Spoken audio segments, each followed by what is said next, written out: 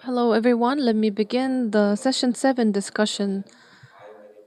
Today's topic is biomedical cluster and industry cooperation model focusing on hospitals. My name is Nam Jong Bak at Bundang Seoul National University Hospital, and who we have right here on the stage is Kyungwon Kim at Austin Implant.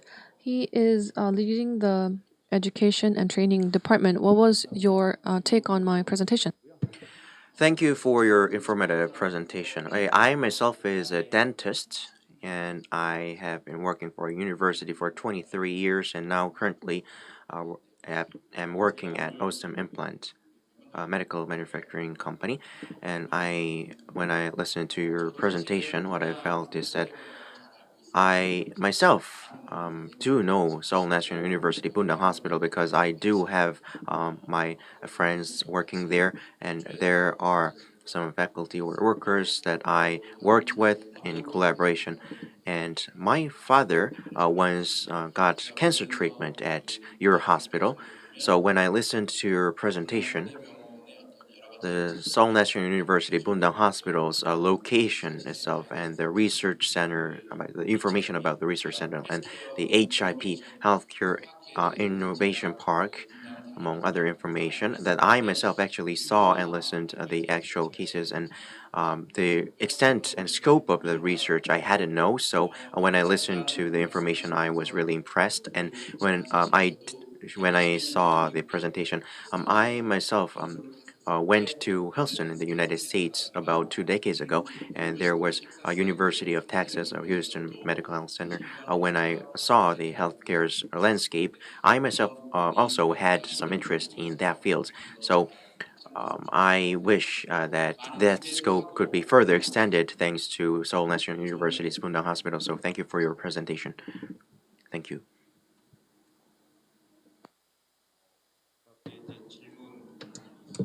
Yes, and also if you have any other questions, please let me know.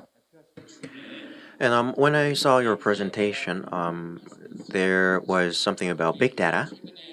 So nowadays, artificial intelligence in many fields are developing, and big data is gaining a lot of attention, and it is gaining a lot of importance. And like you said, currently you're working on collecting data for big data, and for other companies or entities or other health science companies, if you would share this information with other companies or entities, would you share the process? So, when it comes to medical precision, I think many people mention big data.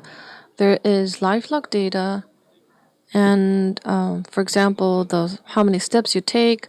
You can measure the steps, the number of steps, by wearing a device on your wrist, like a watch.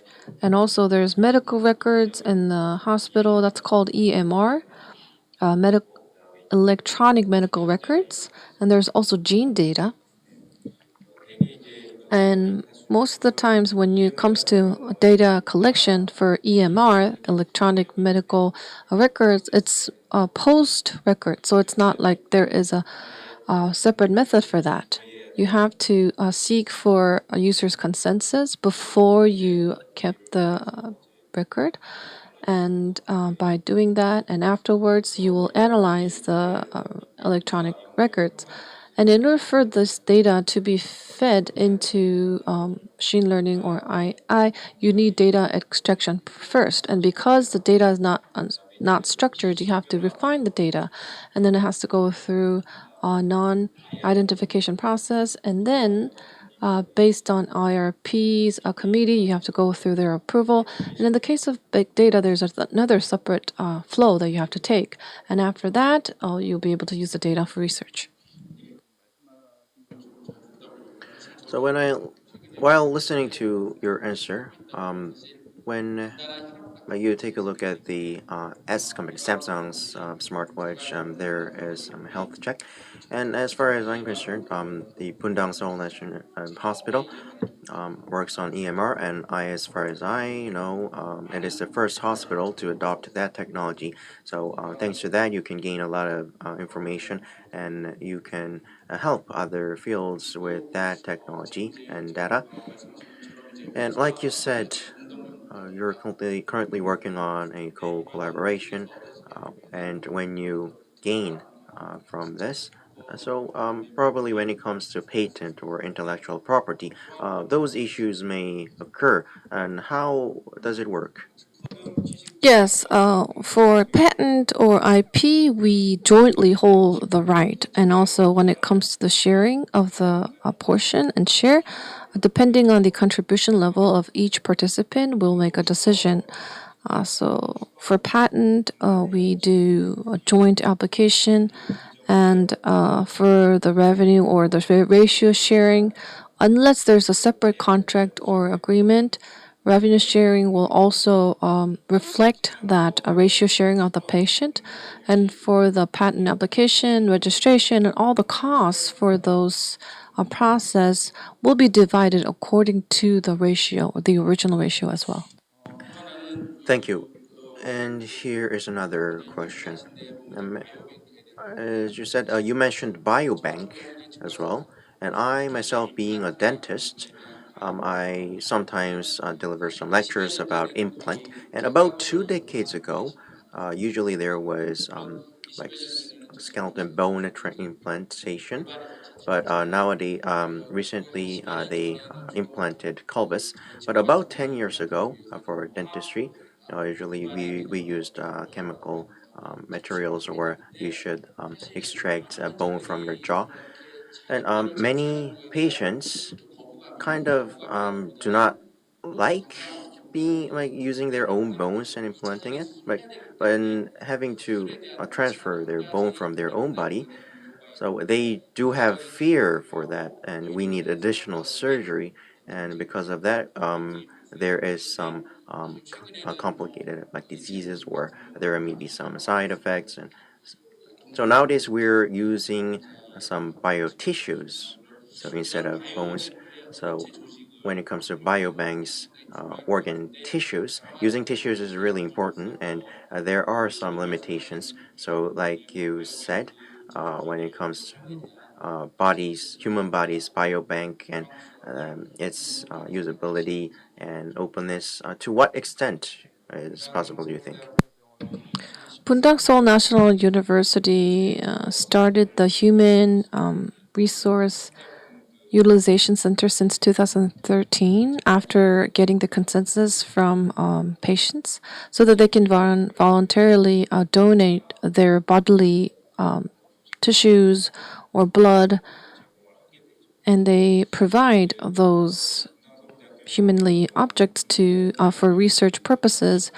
And I would say Pundong National Seoul National University has public percentage of 90%. This is much higher than other university hospitals. So, furthermore, without going through inpatient products, we are now trying to develop a system where we do not rely on inpatients or internal people. The reason why we have a higher share or ratio is because user consensus or agreement during the total life cycle of the management, the center involves very heavily and actively so that it is not a personal professional professor's depository, but it becomes a joint depository so that public usage is easy. And we're going to continue to develop it.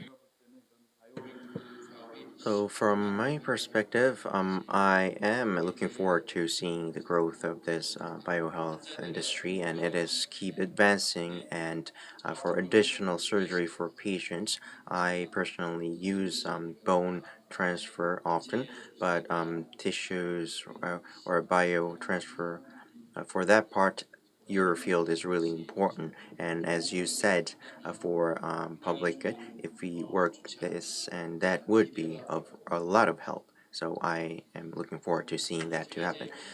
And also, I am currently working for a company, so you also mentioned some relationship with other companies.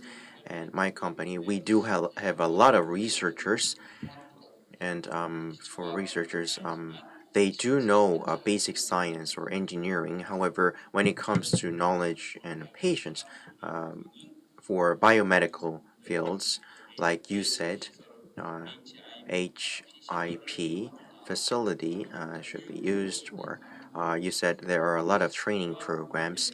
And in that terms, if our workers could get educated or what is the training process? Well, when you are going to do a joint research with professors in the center or in university hospital, we do web based so that they can work on it together. But depending on the law and the regulations, there is a management process for the joint space. For example, there is a safe lab management act, and according to the act, we control the access of different personnels. We have to make sure that it is under the subscription of a specific insurance. And once you go through the paperwork, people have access to the joint lab. There are education and training programs. You can also participate in those as well. Thank you. And about the last part of your presentation, there's the answer. Recently, AI oriented doctors or doctor answer. I would like to ask you to tell some details about it.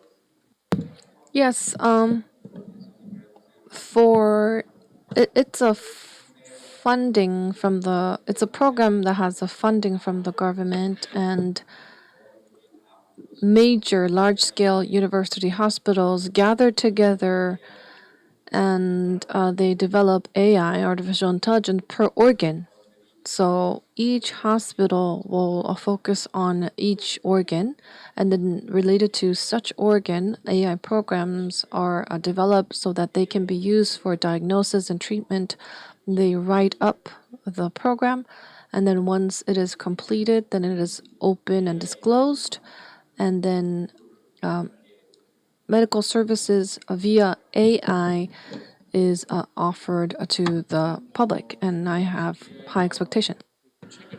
As you said about AI, and nowadays augmented reality, among other AI technologies, are gaining a lot of attention. And nowadays, robotics, therapy, and other things are gaining a lot of attention. But nowadays, using robots to treat people, there are a lot of limitations. And nowadays, we make use of a lot of digital technologies, and we do work on guidance surgery, but I wouldn't say that as a navigated surgery. But when we do implants, we implant bones. So we collect data about city bones, and we use virtual technology, and we produce guiding devices. But as like you mentioned, the wearable devices and AIs, what are your thoughts about those fields? Um, all surgeries are getting and being applied with VR more and more, and not just the endoscopic surgery. It is now going through a trend towards a robotic surgery, and in order for us to provide necessary training, VR, AR are vital. They are critical. As a result, all hospitals are operating simulation centers and similar kinds, so that you can properly educate students and also professionals with a relatively shorter experience. That is a trend that I am witnessing. And lastly, this is a topic that you covered, hospital medical centers biomedical cluster. And I briefly talked about this in the early part of my question. I went to Boston Emmerich and Massachusetts Hospital as a tour, and when I took a look at those landscape, I was kind of personally envying them, and fundraising was really very live. So, could you share any visions about that field? Mm, for academia, in the academic field, professors are now interested in starting businesses and they want to apply their skills and technologies to real life practices. And as I mentioned earlier during my presentation, when you develop a new technology, it's very likely that your end users are going to be hospitals. As a result, it's better for you to start partnership even from the earlier stage in order to increase efficiency while reducing errors. And by doing that, you can also come up with a better product. So usually what they do is they already make products and then come to hospitals and can use these products in the hospital. But if you take that route for a physician's perspective or end user's perspective, it's either too little of a market size or utilization is not so great. So I think it's better from the beginning they start collaboration to come up with a better product. So, if you think about clusters that are located in foreign countries, these clusters are formed concentrating on hospitals. Since we're behind the time schedule, but one thing that I would like to stress is that, as many of you may know, dental implant technology has been localized really well. So, for example, for my company, in terms of market share, we're almost ranked at top three or four. Of course, we used to be a late follower, and I myself, before the 1997 Asian financial crisis, and I used to use im imported implants, for example, made in USA or made in UAE. But nowadays, there are a lot of Korean made in Korea implants. But compared to other fields in terms of medical industry, we are supplying it by our own in Korea from Korea. But for bio tissues or others, there are some areas where we still use a lot of imported goods. And like you said, doctor, in the future, if Korea would wanted to make another leap towards the future, probably you will take a very pivotal role. So I would like to urge you to put efforts. So how about you sharing your last words, sharing your vision? I think we definitely need help from many different organizations and areas. Pundang is an ITC a cluster and it has its own characteristics as a city. And there are many biomedical and technological companies. And the academy, the hospital can take this leadership and then create models that you can find in other countries so that we can grow this into the future engine of Korea, and we would like to play a very pivotal role in that journey. So, not just focusing on doing clinic and seeing patients, we would like to take the leadership in this and by forming a cluster that is efficient and helpful. So, I would like to ask everyone to stay interested and tuned. And yeah, that's everything. Thank you.